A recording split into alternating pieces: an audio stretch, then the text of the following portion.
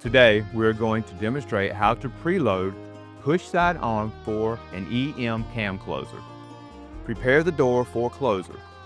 On closer, close the latch and sweep valve by turning counterclockwise with a supplied Allen wrench.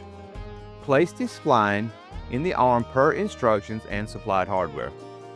Locate the arm parallel to the closer. We're going to rotate it towards the base of the closer, let it drop down, and then we'll pull it back away from the base of the closer. Continue mounting the closer on the door.